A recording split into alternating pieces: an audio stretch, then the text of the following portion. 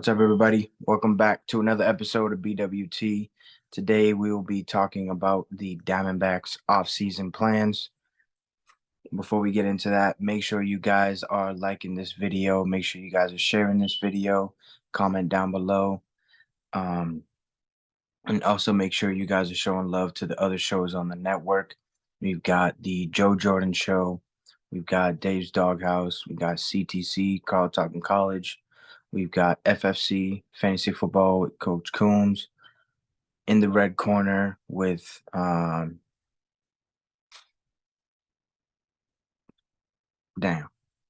Ricky, Ty, and Tony. And RBO with Vaughn. And of course, the main show, R2L, Refuse to Lose, with Dave, Tomo, and Joe. Yeah, man.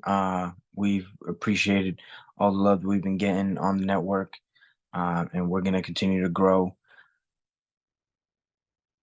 each and every day. We're pushing out content. We've got multiple shows on the network covering all sports: basketball, football, baseball, boxing, and also college sports, football and basketball.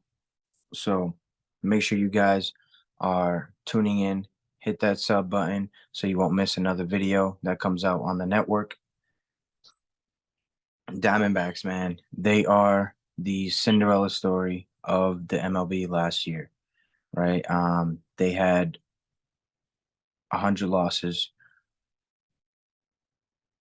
last two seasons, or 2 seasons ago. They had 100 losses. They ended up second in the NL West this season with a record of 84-78. They advanced to the postseason, making it as a wild card team, the last wild card team.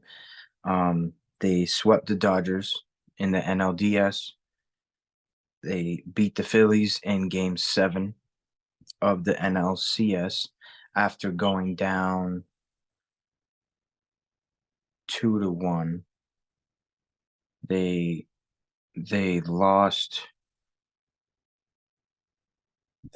two, if I remember correctly. They lost two, and then they went to Arizona. They won one, they lost one, and then they won one. They came back 3-2. All Philly had to do was win one game in Philly, and they would advance into the World Series. But the Diamondbacks showed tremendous heart, tremendous fight, and grit, and they ended up winning the series in 7, and then eventually losing to the Texas Rangers in the World Series in 5 games.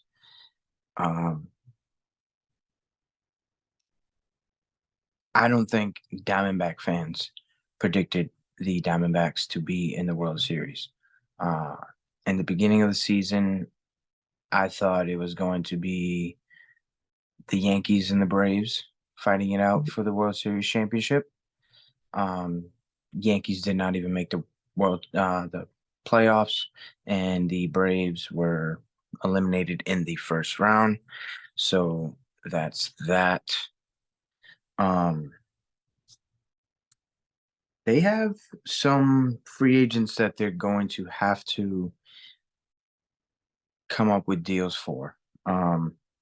They got Longoria becoming a free agent. He's old. Good guy to have in the locker room. He's a vet. He hit 223 with 11 home runs and 28 RBIs this season.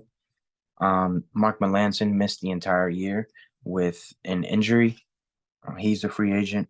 Tommy Pham, which was a World Series and postseason key player for them.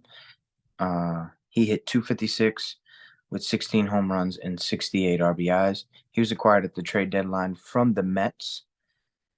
Zach Davies, he went 2-5 on the season. He's a pitcher, 7 ERA, 82.1 innings pitched, and 72 Ks. Got Lourdes Gurriel Jr., left fielder. If you don't know him by name, you should know him by his hair. He's got the purple hair that goes all over the place every time you see him in the dugout. Um, he hit 261, 224 home runs, and 82 RBIs. Kyle Lewis, he didn't have that many plate appearances, so his batting average is only a 157 with one home run and two RBIs. He was injured, and then when he came back, he was bouncing up and down from the majors to the minors. Um, and then you got shortstop Nick Ahmed. He hit 212 with two home runs and 17 RBIs. And I forgot this guy was even on the team, Madison Bumgarner. He went 0-3 on the season, having a 10.26 ERA, 16.2 innings pitched, and only 10 strikeouts on the season. But the craziest thing about it is if the Diamondbacks would have won the World Series, Madison Bumgarner would have gotten a ring. The same way that DeGrom's getting a ring, and the same way that other injured players are going to get a ring on the Rangers roster. But of course, that did not happen for the Diamondbacks. They had an amazing season. I want to shout out to Carl. He was rooting on them the entire season. Um, his favorite team is the Tigers, but he loves the Cinderella story, and this was one for the books. Um, some bright spots in the season. They had Corbin Carroll was a rookie of the year. They made it to the World Series. Zach Gallen was top 3 in Cy Young voting. Christian Moreno was a Gold Glover at catcher. Oh, Gabriel Moreno. Sorry about that. Christian Walker was a Gold Glover at first base. And was it Brandon or 1 second? I believe it was Brandon Pfaadt, the pitcher. He pitched very well in the postseason. He was a good 3 guy in their rotation this playoffs, the entire playoffs. Um, so for them to have a solid 1, 2, 3 with Zach Gallen, Brandon Pfaadt, and 1 second here while I look it up. Um,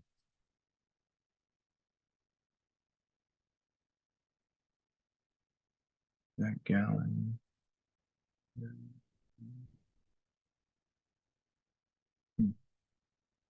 Who's their third starter?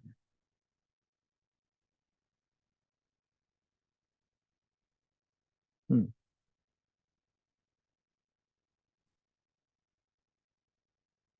Kelly, right? For them to have those 3 guys coming back into the rotation next year, that's going to be huge for them. I think they need to go out and maybe sign 1 or 2 starting pitchers to boost up their rotation so that they can go a little deeper in the postseason, even though you can't really get deeper than the World Series, but you can win it, right? And that's what I mean by going a little deeper into the postseason.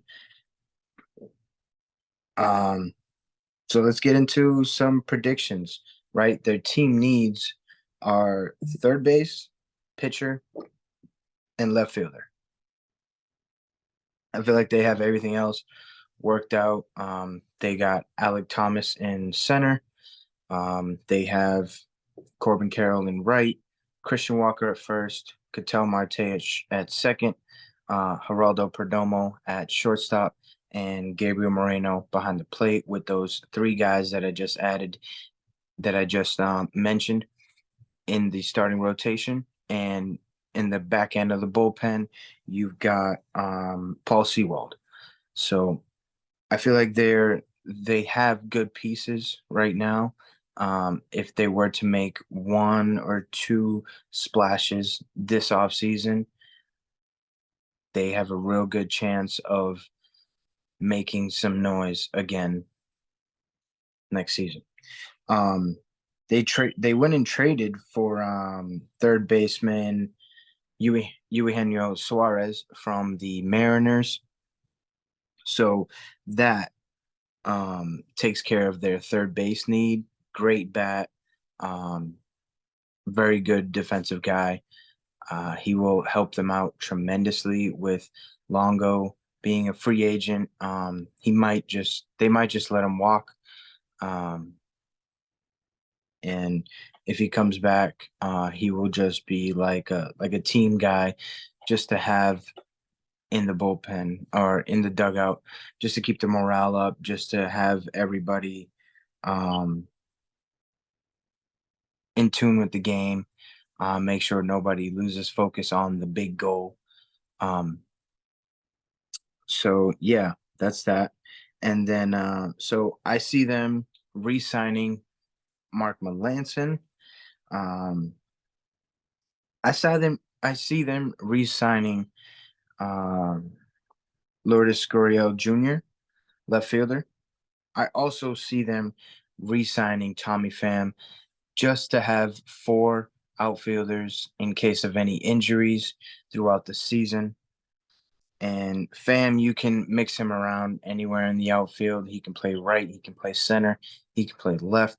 So it's always good to have a guy that plays all the positions just in case one of them get hurt or if they just need a day off, something like that. I feel like Tommy Pham, being a vet, being able to do what he did in the playoffs, in the World Series, really helped them to become the team that they became down the stretch in the season. I see them getting some relief help with Jordan Hicks.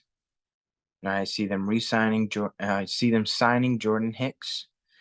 He recently played for the Cardinals. I see them signing him. And I also see them signing Alex Reyes, relief pitcher, also from the Cardinals. And I see them going out to get Brandon Woodruff in free agency, starting pitcher, have them have four solid arms in the front end of the rotation, figure out the fifth, um, maybe go out and get one other guy, or you can use a bullpen guy for that fifth day. We can have bullpen games for the fifth day, have an opener, have a instead of a starter.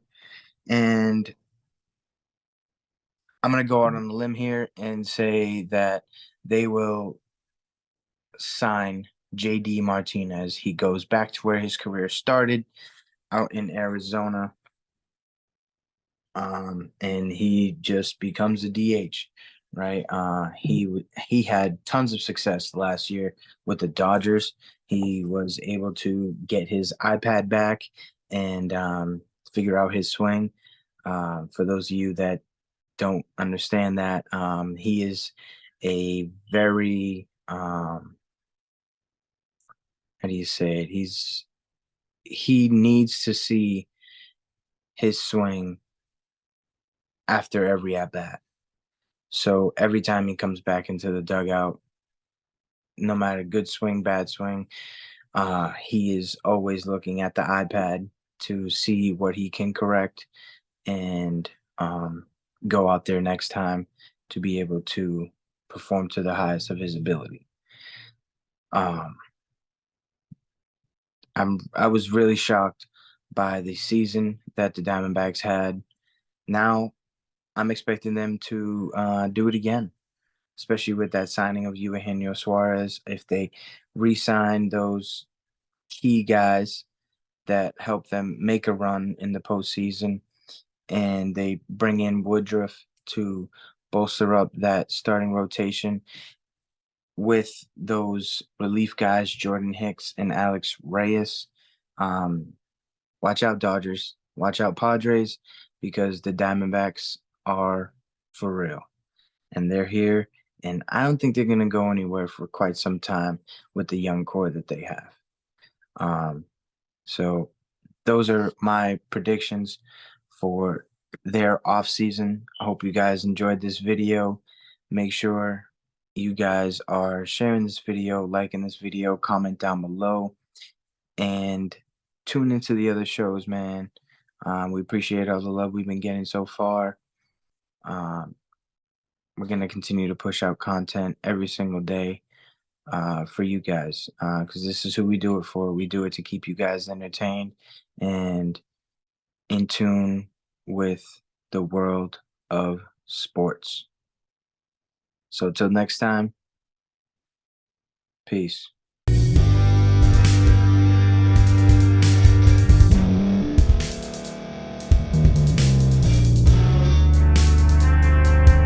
Thank you for staying to the end. If you're watching this on YouTube, please like this video, subscribe, and also hit that notification button so you can be notified next time we put out a video. If you're listening on any podcast platform, subscribe and hit that notification button, y'all, so you can be notified we put out another podcast audio. And last but not least, hit that share button. No matter what you're listening to or watching it, hit that share button and send it to somebody that you know that would love to watch this episode you just listened to. So once again, thank you for staying to the end, and we'll see y'all at the next episode.